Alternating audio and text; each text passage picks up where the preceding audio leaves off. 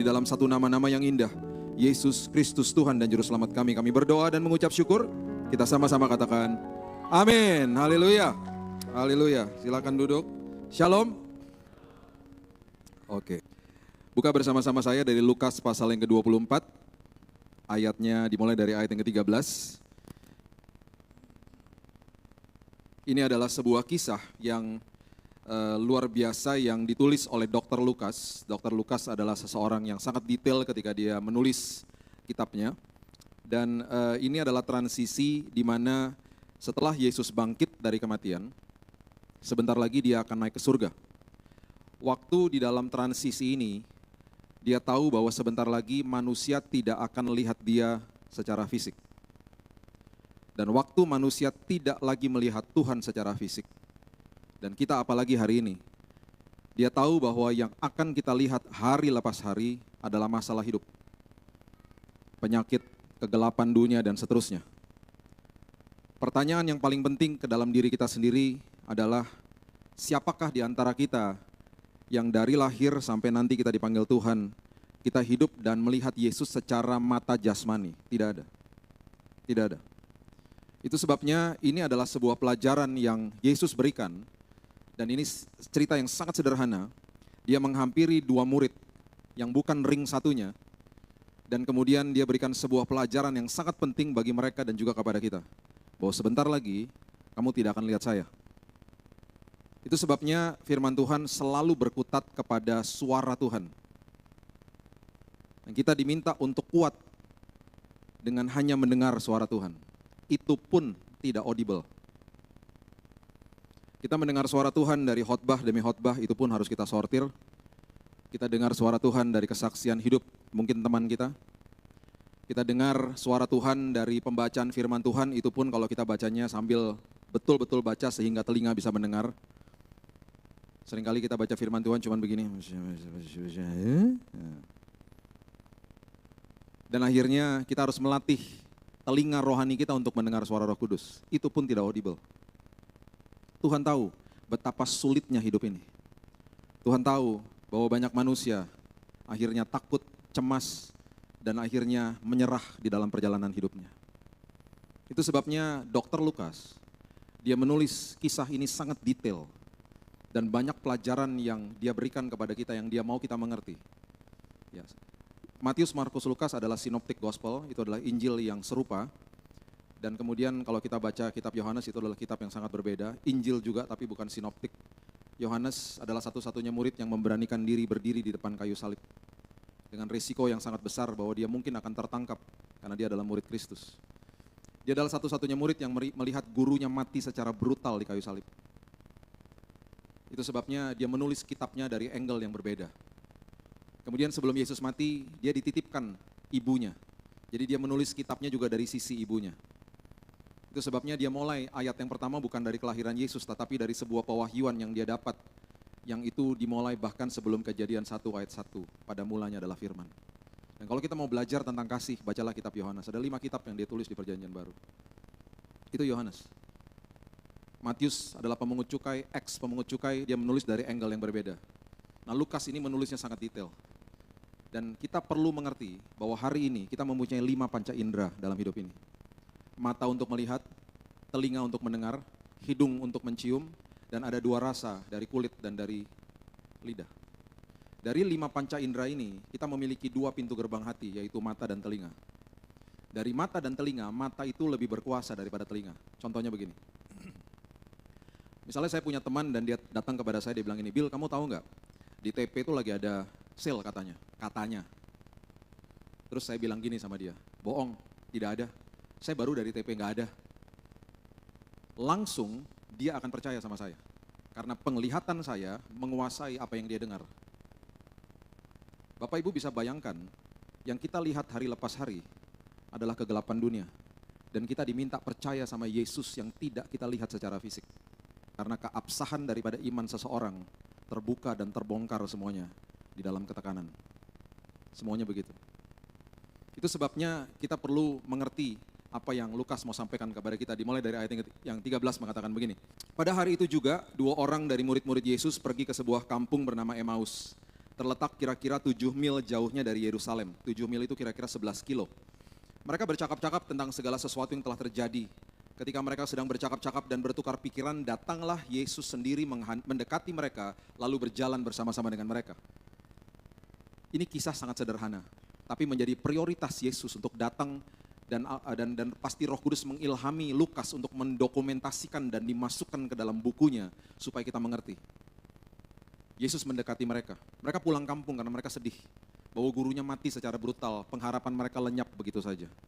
Mereka tidak pernah tahu dan mereka tidak tahu bahwa saat itu Yesus sudah bangkit dan bahkan ada bersama dengan mereka. Kemudian ayat yang ke-16 dan ayat 17 adalah ayat yang menjadi jantung daripada kisah ini. Karena dikatakan, tetapi ada sesuatu yang menghalangi mata mereka. Dibutakan matanya. Nggak bisa lihat, nggak tahu itu Yesus. Itu sebabnya ini transisi. Sebuah sekolah kehidupan, latihan kepada mereka bahwa mereka jalan sama Yesus. Sama seperti kita, jalan sama Yesus, tapi nggak bisa lihat. Nggak bisa lihat. Sehingga mereka tidak dapat mengenal dia. Yesus berkata kepada mereka, apakah yang kamu percakapkan sementara kamu berjalan, maka berhentilah mereka dengan muka muram. Lukas berusaha memberitahu kepada kita dari berbagai-bagai angle bahwa teori apapun yang akan menyanggah ini semuanya dimentahkan sama dia. Dia menjelaskan dengan sangat detail bahwa teori yang mengatakan bahwa kalau sampai orang itu hanya berjalan, pastilah dia nggak mengenal itu Yesus. Dia katakan dengan sangat detail, mereka berhenti. Mereka saling tatap-tatapan dan tetap tidak kenal Yesus karena betul-betul mata mereka dibutakan. Bapak Ibu, ketika Thomas tidak percaya, kemudian dihampiri oleh Yesus. Kemudian dikasih lihat bekas daripada paku yang tertancap dalam tangan dan kakinya. Dan bahkan lambungnya.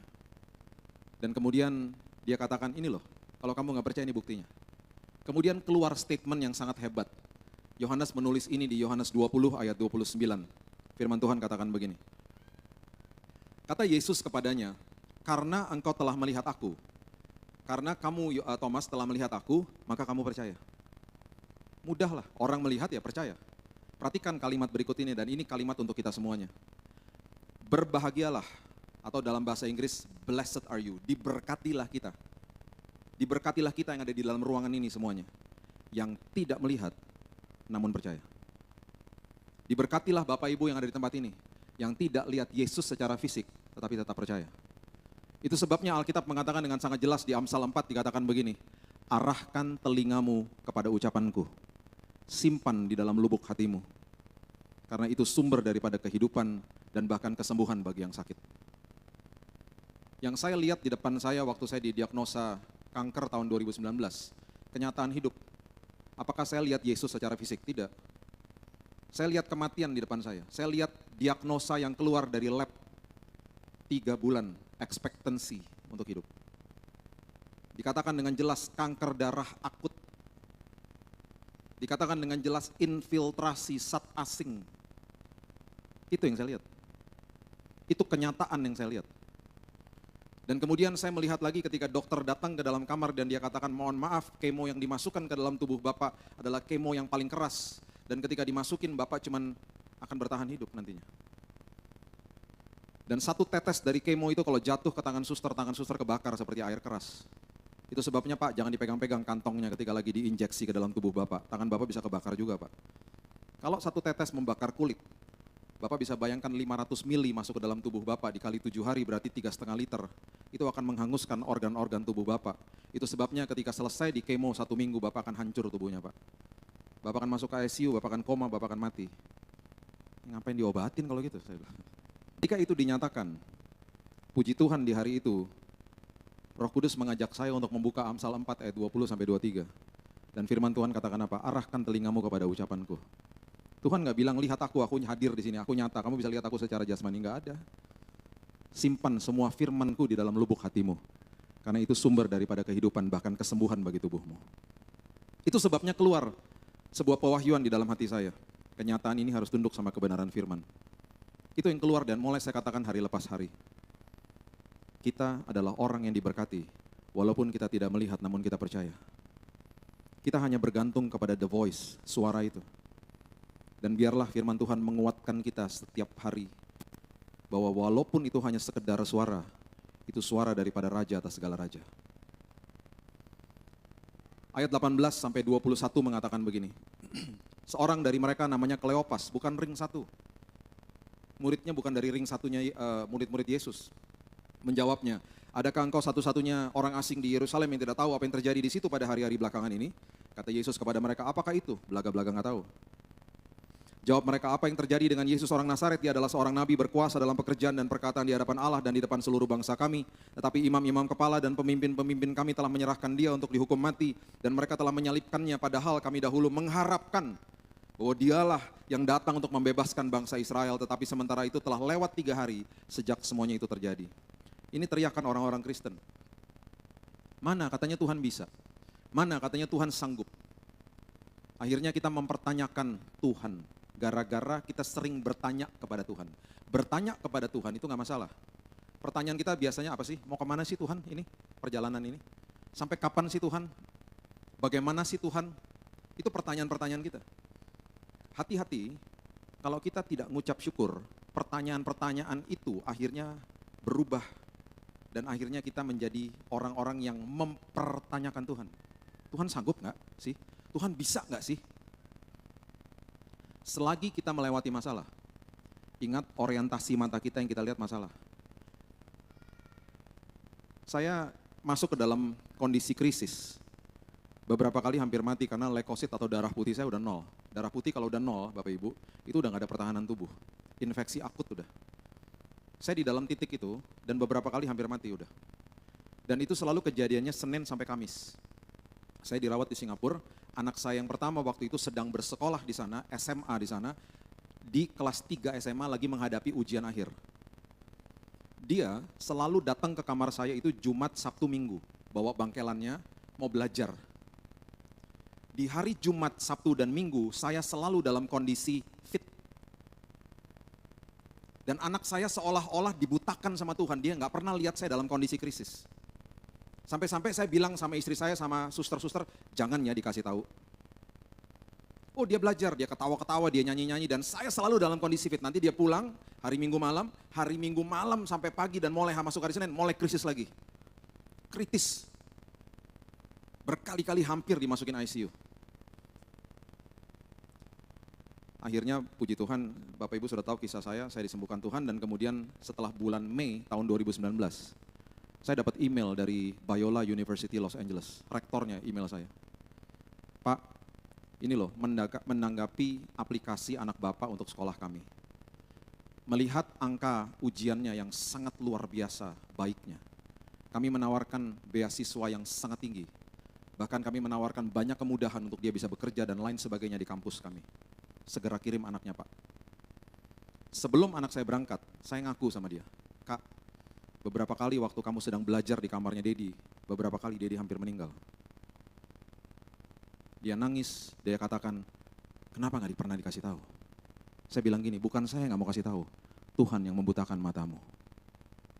Supaya apa? Supaya kamu bisa belajar, supaya angkamu baik, dan akhirnya kamu dapat beasiswa. Dan sekarang kita bersama-sama bisa katakan, kita bisa deklarasi Roma 8 ayat 28, aku tahu sekarang bahwa Allah turut bekerja dalam segala sesuatu mendatangkan kebaikan bagi dirimu. Jadi, kalau lagi lewatin masalah, jangan komplain sama Tuhan. Kenapa? Karena dia sedang bekerja. Di belakang layar dan kita nggak bisa lihat. Kenapa? Karena kita punya keterbatasan. Jangan komplain sama raja atas segala raja. Jangan komplain sama Tuhan atas segala Tuhan. Itu sebabnya dia katakan bahwa firman-Ku adalah pelita, bukan lampu sorot. Seringkali manusia mau lihat ujungnya, nggak dikasih lihat sama Tuhan. Tuhan bilang apa? Pelita ya nak, udah ya biarin aja kamu, yang penting jalan hari lepas hari kamu bisa lihat kan langkah-langkahmu. Walaupun cuma pelita nggak apa-apa ya, kamu harus tahu pasti kamu jalan sama saya. Ujungnya pasti aman dan nyaman, tenang ya nak. Tapi aku mau tahu ujungnya apa Tuhan? Tenang, udah tenang, aku sedang bekerja. Jadi kalau sudah lewat nanti kita bisa deklarasi ayat itu. Alami Tuhan, jangan sekedar tahu-tahu aja tentang Tuhan, alami Tuhan. Itu sebabnya ayat yang berikutnya, ayat 22 sampai ayat yang ke-24, firman Tuhan katakan begini, tetapi beberapa perempuan dari kalangan kami telah mengejutkan kami Pagi-pagi buta mereka telah pergi ke kubur, tidak menemukan mayatnya. Lalu mereka datang dengan berita bahwa telah kelihatan kepada mereka malaikat-malaikat yang mengatakan bahwa Yesus itu telah hidup, telah bangkit. Dan beberapa teman kami telah pergi ke kubur mendapati bahwa memang benar yang dikatakan perempuan-perempuan itu, tetapi Yesusnya tidak mereka lihat. Katanya udah bangkit. Tapi mana? Itulah kebanyakan orang Kristen yang katanya dia bisa, katanya Yesus seperti begitu. Tapi nggak ngalami Tuhan. Datang ke ibadah seperti begini. Itu sangat baik dan harus. Tapi banyak orang datang ke ibadah berpikir bahwa secara organik nanti saya akan bertumbuh. Kita harus mengambil posisi yang betul-betul aktif setiap hari. Seperti Daud mengatakan, aku mendiamkan dan menenangkan jiwaku. Kenapa? Jiwa kita ini penuh sampah Bapak Ibu. Saya waktu bertobat tahun 98, yang lahir baru itu rohnya bukan jiwanya. Kita waktu lahir baru, yang lahir baru itu rohnya, sepertiga kita disempurnakan sama Tuhan. Jiwanya in progress, karena di dalam jiwa ada pikiran, ada kehendak, ada perasaan. Itu in progress, itu sekolah kehidupan setiap hari. Kemudian tubuhnya akan nanti dapat tubuh yang sempurna dari Tuhan. Jadi kalau misalnya waktu saya lahir baru tahun 98, itu jiwa saya udah penuh sampah. Kalau terus-terusan saya kasih makan jiwa saya, akhirnya apa? Saya nggak hidup dipimpin sama roh, rohnya harus dikasih makan. Karena waktu saya lahir baru, namanya juga lahir baru, rohnya lahir baru. Rohnya usianya lebih muda daripada jiwanya. Jiwanya udah lebih tua dan penuh sampah. Dan kalau kita nggak detox, kita nggak kasih makan rohnya, susah akhirnya. Kita nggak belajar dengar suara Tuhan, kita nggak seperti Maria duduk di kaki Tuhan dan belajar mendengarkan suara Dia. Susah akhirnya menghadapi sebuah masalah kehidupan. Nggak dewasa-dewasa akhirnya. Hiduplah dikuasai firman, bukan sekedar hanya tahu firman. Bukan sekedar tahu aja. Itu sebabnya ketika kita menghidupi firman, ya, kapan saja ada masalah kita siap. Kapan saja ada masalah kita siap. Bulan Maret tahun 2020 siapa yang tahu? Tiba-tiba bangun pagi, tiba-tiba akan terjadi lockdown. Daud nggak tahu ketika bangun pagi dia akan berhadapan sama Goliat hari itu. Dia hanya bocah 19 tahun yang disuruh pergi sama bapaknya bawa roti sama keju, kakak-kakaknya di lembah Tarbantin, lembah Elah. Dia nggak tahu akan berhadapan sama Goliat. Dia cuma disuruh bawa roti sama keju. Dia bukan prajurit.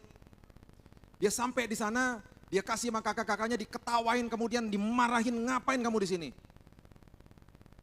Untung puji Tuhan dia nggak pulang. Dia tanya, ada apa sih? Itu loh, ada Goliat dan diceritain lah segala macam dan dia bisa lihat bahwa bangsa Israel ketakutan, raja pun cemas. Kemudian ada satu kalimat yang dia keluarkan sampai membuat dia beraudiensi sama raja.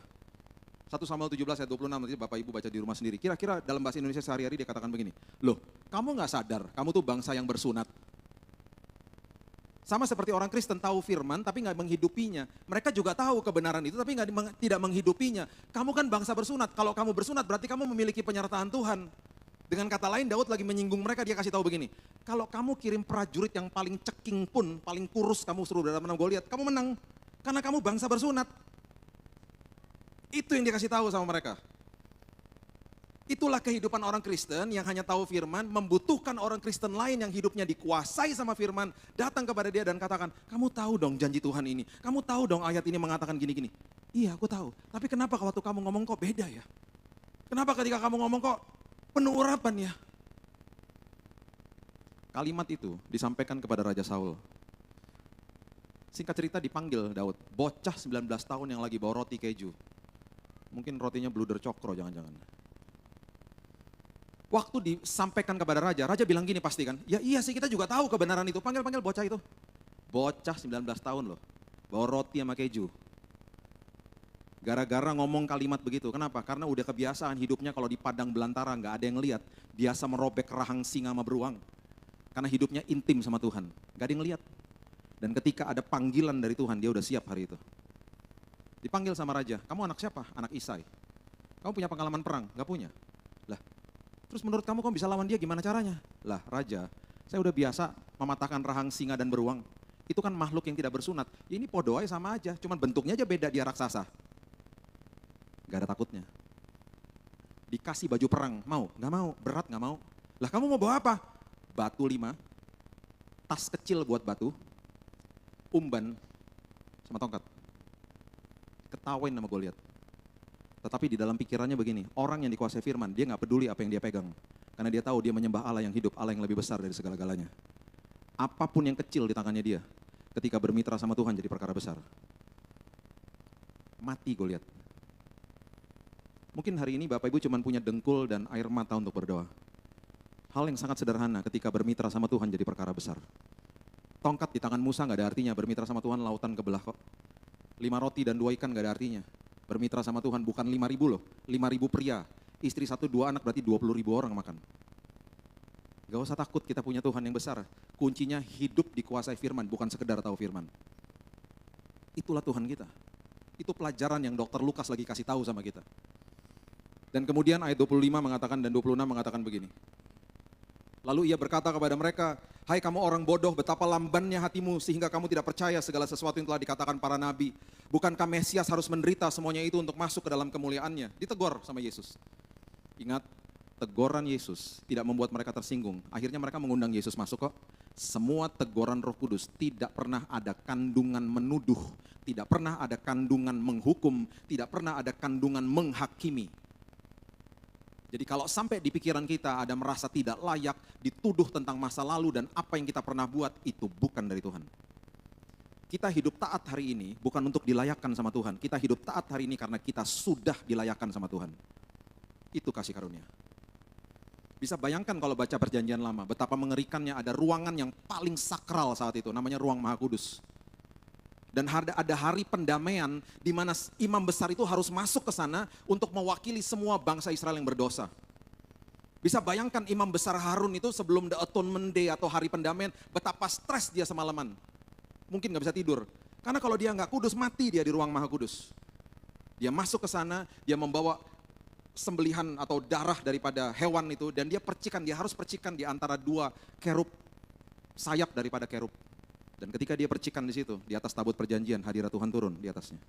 Ketika hadirat Tuhan turun, kalau dia tidak kudus, mati dia. Itu sebabnya di kakinya ada loncengnya, ada tali.